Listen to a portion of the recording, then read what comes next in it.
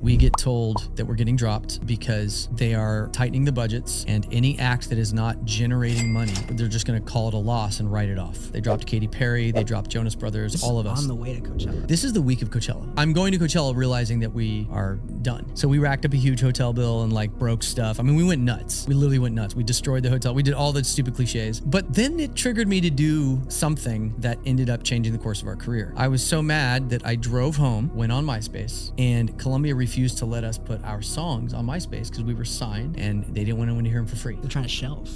I said, suck it, and went to the OneRepublic page, changed our status from signed to unsigned, independent, and immediately I uploaded Apologize and Stop and Stare. And then I just kind of left it alone. Within a few days, Wow. I was like, I'm gonna write a song within 60 days or less. It was probably like 30 days of posting Apologize, Stop and Stare on MySpace. We were the #1 unsigned band in the world, artist in the world. Incredible. And I remember it specifically because the #1 artist for like 3 months unsigned with Bubbly was Colby Calais. And I knew her. She was in the studio when we did all the OneRepublic demos. She was just a friend of the guy that owned the studio. I remember I had to text her one time because we were like #2 sitting there with Apologize for like 2 or 3 weeks. She had been signed for a year. Bubbly had already been out on radio for like 6 months. And I was like, Colby, can you do me a favor? Could you change your status to signed since you are signed and we're not, and you're crushing us with this Bubbly song? And she did. She literally just changed herself. She's like, oh my God, I totally spaced, and like changed her status. That was a big deal back in that time in MySpace. There was 250 million people on MySpace. Yeah. So it was it was TikTok. 100%. It was TikTok. So she changes her status. We go #1. The phone rings off the hook. Every label came after us. Every label, including the label that dropped us.